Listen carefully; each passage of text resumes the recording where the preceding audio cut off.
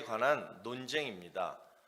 자, 오늘 본문 14절을 보시면 그때 요한의 제자들이 예수께 나와 이르되 우리와 바리새인들은 금식하는데 어찌하여 당신의 제자들은 금식하지 아니하나이까? 자, 세례 요한의 제자들이 예수님께 와서 이렇게 질문하는 거예요. 자기들하고 바리새인들은 금식을 하는데 도대체 예수님의 제자들은 왜 금식을 하지 않느냐? 자, 여러분, 그 당시에 유대인들에게 있어서 금식은 경건의 표시였습니다. 그러니까 죄를 짓고 회개할 때 꼭 금식을 했고요. 그리고 하나님께 뭔가를 이렇게 막 도움을 구할 때 또한 금식을 해야 했습니다. 그래서 율법에서 요구하는 금식은 1년에 4번이었습니다. 자, 그런데 신약 시대에 들어오면서 바리새인들이요, 거기다가 더 많이 하게 돼요. 그래서 일주일에 2번을 합니다. 월요일하고 목요일에 금식을 하는 거예요. 그러면서 사람들 앞에서 나는 경건하다, 나는 의롭다, 이렇게 자신을 나타내 보이는 이런 자랑의 도구로 삼았다는 것입니다. 자, 이런 배경에서 세례 요한의 제자들이 궁금한 거예요. 지금 우리랑 바리새인들 막 이런 사람들은 막 때마다 시마다 금식을 하는데 예수님의 제자들은 금식을 하지 않고 오히려 지금 뭘 하고 있냐면 죄인들하고 함께 지금 막 웃고 떠들고 지금 음식을 함께 나누고 있었다는 거예요. 자, 이때 예수님이 그 제자들의 질문에 3가지로 대답하십니다. 비유로 대답하시는데 첫 번째는 뭐냐? 야, 결혼식 날 금식하면 되겠냐? 아니, 결혼식 날 지금 막 그냥 막 흥이 막 돋아지고 음식도 많고 그다음에 신랑하고 함께 있는데 그때 슬퍼하면서 막 금식하고 그게 말이 되겠냐? 또 2번째 비유는 야, 낡은 옷에 거의 막 다 찢어지고 막 그냥 다 해지고 막 이런 낡은 옷에다가 새 천조각을 딱 붙이면 어떻게 되겠냐? 잡아 당겨가지고 그 옷이 다 찢어지지 않겠느냐? 또 3번째로 말씀하는 것이 우리가 잘 아는 새 포도주는 어디? 새 가죽 부대에다가 넣어야지. 새 포도주를 낡은 가죽 부대에다가 넣으면 어떻게 돼요? 그것이 팽창하면서 뻥!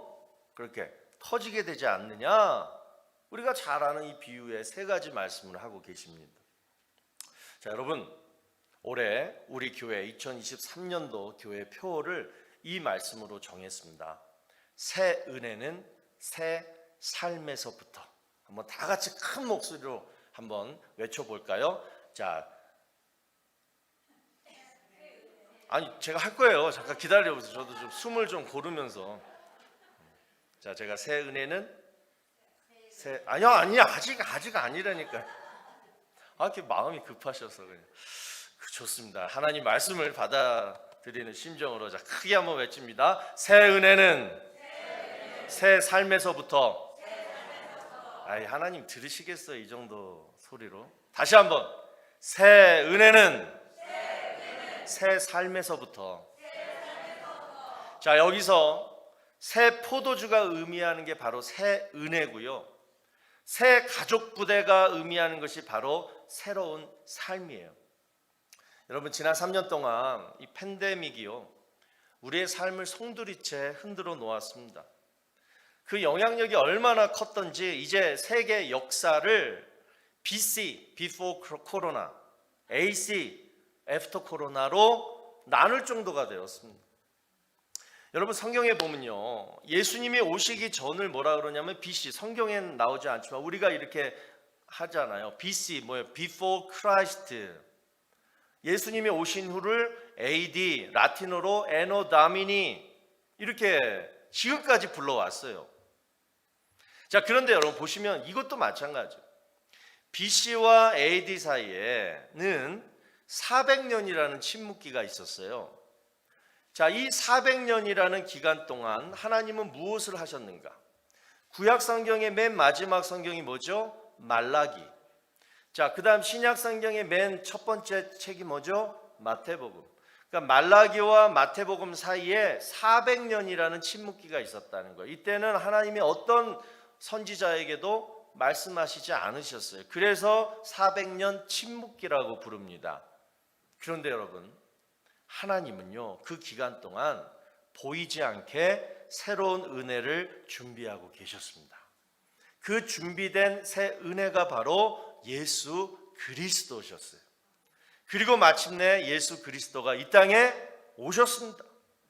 그런데 사람들은요, 예수님이 오셨는데도 불구하고 그 예수님이 자신들에게 얼마나 큰 은혜가 될지 그것을 깨닫지 못하고 그냥 그 침묵기 400년 동안 해왔던 일들을 그냥 계속하고 있었다는 거예요. 그것이 대표적인 것이 뭐냐? 바로 율법적인 신앙생활. 오늘 우리가 다루는 이 금식도 그 일부 중에 하나였다는 거예요. 오늘 본문은 여러분, 그 율법적인 신앙생활을 낡은 옷, 낡은 가죽 부대로 표현하고 있습니다. 이제는 소용이 없어졌다는 거예요. 이제는 예수님이 오셨기 때문에 예수님을 받아들일 새로운 옷, 새로운 가죽 부대가 필요하다는 것입니다. 그래서 항상 율법을 고집하던 이 바리새인 서기관 그 사람들과 예수님은 늘 논쟁을 하게 됩니다. 그들은 옛것만 고집했고 예수님은 혁신을 주장한 거예요. 여러분, 지금 우리 모두에게 옛것은 무엇입니까? 바로 팬데믹 3년 동안의 삶이에요. 하나님의 기쁨을 위해서 살아야 하는 우리 하나님 자녀의 삶을 우리는 다 잃어버렸어요. 오늘 본문이 말하는 것처럼 하나님이 기뻐하시는 금식은 하지 않고 내가 기뻐하고 사람에게 보여주고 그냥 세상이 기뻐하는 그러한 금식만 하고 있다는 거예요. 여러분, 하나님이 기뻐하시는 금식은 뭘까요? 하나님 자녀로서의 삶은 어떤 삶일까요? 하나님이 정말 바라시는 그러한 신앙생활은 어떤 신앙생활일까요? 자, 이사야 58장 6절을 보시면 분명히 말씀하고 있습니다. 내가 기뻐하는 금식은 흉악의 결박을 풀어주며 멍에 줄을 끌어주며 압제당하는 자를 자유하게 하며 모든 멍에를 꺾는 것이 아니겠느냐. 하나님이 기뻐하시는 금식을 분명히 말씀하는데요. 여러분, 금식의 목적이 뭡니까? 얼굴에 슬픈 표정을 하고 머리도 감지 않고 음식 안 먹고 배고픔을 참으면 하나님이 내 기도를 들어주시겠지. 여러분, 이것은 금식이 아니라요, 그냥 다이어트예요. 그냥 내 자부심이에요. 나중에 혹시 내 기도가 응답이 되면 내가 금식했기 때문에 하나님이 들어주셨어요, 이렇게 자부심, 자랑거리, 핑계거리만 되는 거예요. 제가 어렸을 때요, 이런 기억이 있습니다. 하루는 아버님이 가정예배를 드리시다가 청천벽력과 같은 명령을 하셨습니다. 내일은 우리 온 가족이 금식하는 날이다 선포하셨어요. 왜 금식을 해야 되는지, 또 무슨 기도를 해야 되는지 저는 어려가지고 전혀 모르는 상태에서 그냥 밥을 하루 굶었습니다. 아마도 그때 저희 아버님 무슨 진급 심사가 있었던 때였던 것 같아요. 그래서 누나랑 형들은 그것을 위해서 기도를 했는데 저는 어려서 그냥 뭐 이유도 모르고 그냥 무작정 굶은 거예요. 그러면서 한 가지 소망, 밤 12시가 땡 되면 밥을 먹으리라. 그리고 또 어머님이 12시에 그때 또 새로 그때 압력솥밥이 나왔어요. 압력솥이. 그 새로 압력솥을 사셔가지고 하얀 쌀밥을 지어가지고 그 압력솥밥만 저는 기억나요. 내가 뭘 했는지 기억도 안 나고. 여러분, 그때 제 금식 기도를 하나님이 들어주셨을까요? 네? 여러분, 금식의 목적은요, 하나님께 잘 보여가지고 내 고통을 참고 하나님께 잘 보여가지고 내 기도가 응답되어지는 것이 목적이 아닙니다. 여러분, 금식하는 이유는 뭐냐?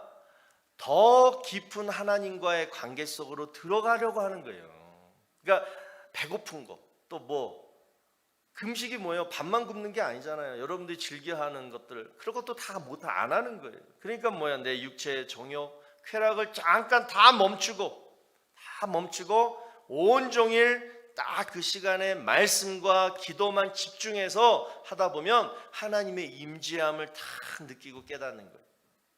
그럴 때에 하나님의 뜻대로 내가 기도하게 되고 그 뜻이 이루어진다는 것입니다. 그래서 여러분 가끔 금식기도 하세요. 좋아요. 특별히 하나님의 뜻을 발견하고자 할 때, 내가 어떤 계획이 있는데, 소원이 있는데 이것이 하나님의 뜻일까라고 그럴 때 금식을 하세요. 그러면 참 유익한 결과가 나오게 됩니다. 자, 이것이 여러분 금식의 목적이라면, 자, 그러면 상식적으로 생각해 보세요. 이제 우리가 금식할 때 가장 먼저 해야 될 것이 뭘까요? 기도 응답이 목적이 아니라 하나님과의 관계를 더 깊이 들어가기 위한 것이라면 가장 먼저 금식하려고 할 때 해야 될 것은 뭐냐? 그동안 내 잘못된 삶을 돌아보면서 회개하는 것. 3일 금식하면 이틀은 회개하는 것. 이틀 회개만 계속하는 것. 하나님이 그렇게 시키세요. 회개를 막 시키세요. 이게 회개 금식 기도의 가장 중요한 요소예요. 그래서 여러분 역대하 7장 14절을 보시면 내 이름으로 일컫는 내 백성이 그들의 악한 길에서 떠나 스스로 낮추고 기도하여 내 얼굴을 찾으면 내가 하늘에서 듣고 그들의 죄를 사하고 그들의 땅을 고칠지라. 여러분 새 은혜를 받기 위해서는 먼저 회개하셔야 됩니다.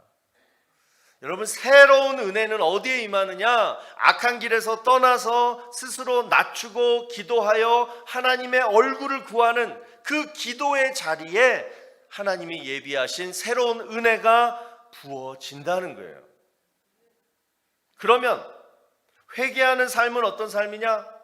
날마다 한 시간마다 하나님 잘못했습니다. 하나님 용서해 주세요. 뭔 죄만 지으면 바로 그냥 하나님 잘못했어요. 용서해 주세요. 물론 그것도 좋지만 이게 회개하는 삶이 아니라 여러분 회개하는 삶은 뭐냐? 말씀에 순종하는 삶입니다. 하나님 앞에 내가 회개하고 돌아왔으면 기도만 하나님 잘못했어요. 용서해 주세요가 아니라 기도로 하나님 앞에 돌아왔으면 이제 뭐예요? 돌아왔으면 하나님께 딱 붙어서 살아야 된다는 거예요. 그러면 보이지 않는 하나님과 어떻게 내가 붙어 있을 수 있느냐? 바로 우리에게 주신 하나님의 말씀, 성경책이 바로 하나님이신 줄로 믿으시기 바랍니다. 그래서 하나님 말씀을 늘 내가 가지고 다니면서 늘 그 말씀을 읽고 외우고 그리고 지켜 행할 때, 순종할 때, 그러면 여러분 이제 어떻게 되냐면요, 하나님과 내가 인격적으로 동행하면서 새로운 은혜를 누리게 된다는 거예요. 할렐루야. 이 은혜를 누리자고요. 여러분 민수기 23장 19절을 보시면 하나님은 사람이 아니시니 거짓말을 하지 않으시고 인생이 아니시니 후회가 없으시도다. 어찌 그 말씀하신 바를 행하지 않으시며 하신 말씀을 실행하지 않으시랴. 하나님은 말씀하시면 행하십니다. 말씀하신 대로 행하십니다. 그렇기 때문에 우리가 그 말씀만 순종하고 지키면 하나님의 은혜를 받아요, 못 받아요? 받는 게 당연한 거예요. 여러분 올 한 해요 정말 하나님 말씀 많이 읽으시고 그 말씀대로 잘 순종하셔서 정말 새 은혜를 듬뿍 받으시는 우리 모두가 되기를 주의 이름으로 축원합니다. 마가복음 2장에 보면 예수님께서 가버나움의 한 집에 계실 때 4명의 친구가 중풍병자 친구를 예수님께 데리고 왔는데 근데 너무 많은 사람들이 그 집에 막 운집해 있으니까 집안에 계신 예수님께 그 친구를 데려갈 수 없는 거예요. 그래서 그들이 생각해낸 것이 그 집에 지붕을 뜯어내고 그곳에 중풍병자 친구를 매달아서 예수님 앞으로 딱 내리어서 데리고 갑니다. 여러분 바로 이것이 혁신이에요. 혁신이란 한자어는 가죽 혁자와 새로울 신자로 구성되어 있습니다. 그러니까 뭐냐면 갓 벗겨낸 짐승의 가죽을 가공해가지고 새로운 제품을 만든다. 이 의미가 바로 혁신이라는 뜻입니다. 여러분, 이 네 친구들은요, 아무리 중풍병이 걸렸어도, 그보다 더 큰 병이 걸렸어도 내 친구를 예수님 앞에 데려가기만 하면 내 친구 병이 나을 것이다, 고쳐질 수 있을 것이다, 이러한 믿음이 있었습니다. 그런데 여러분 보세요. 그 믿음이 사람들 때문에 막혔어요. 그래서 그냥 집으로 돌아갈 수밖에 없었어요. 그런데 이제부터가 중요해요.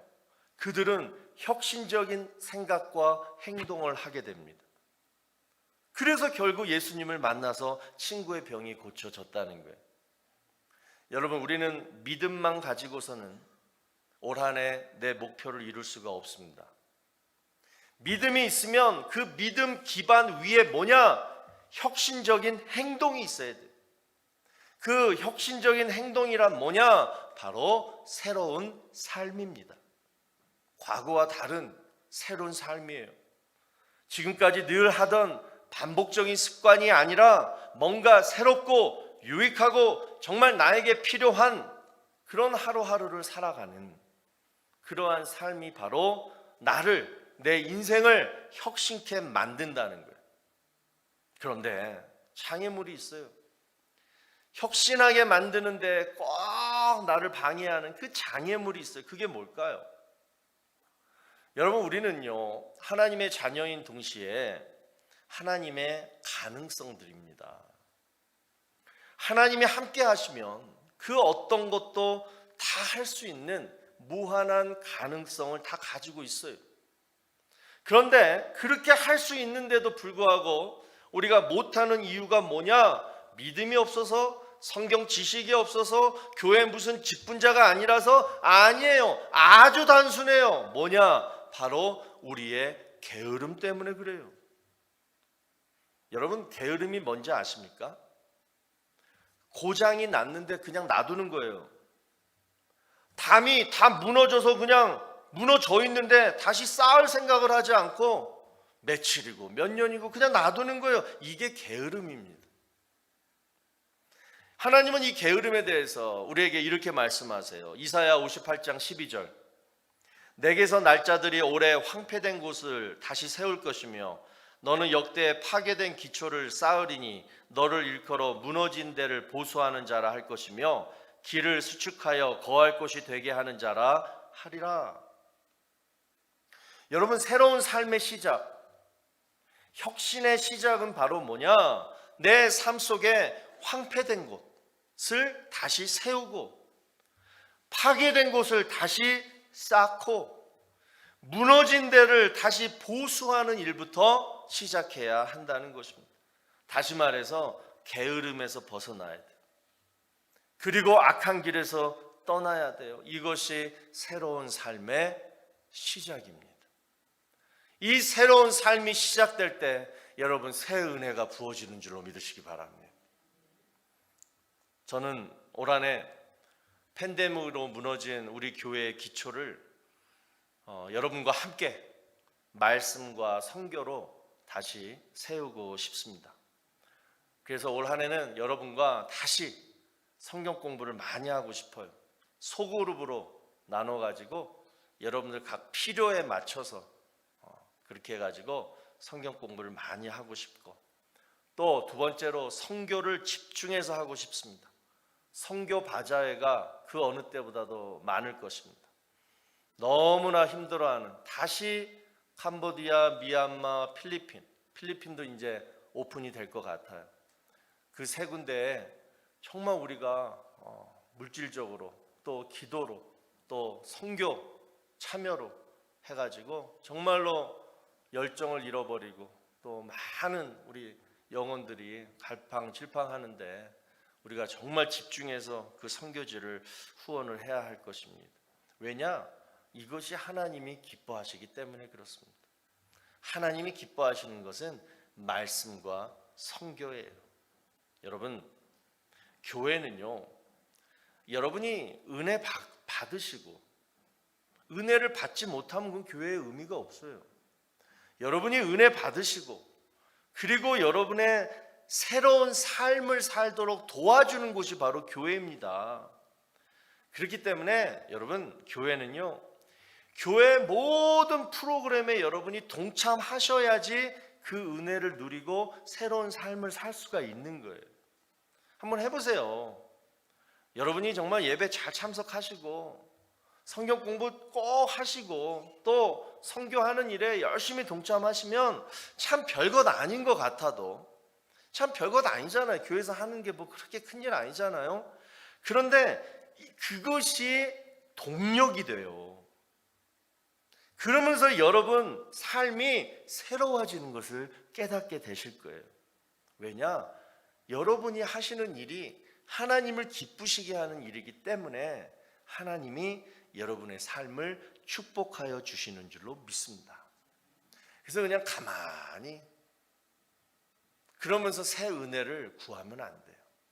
열심히 참여하시고 열심히 은혜를 사모하시고 열심히 땀 흘리며 섬기며 할 때 우리 모든 성도님들 한 분도 빠짐없이 새로운 은혜 받아 누리시기를 바랍니다.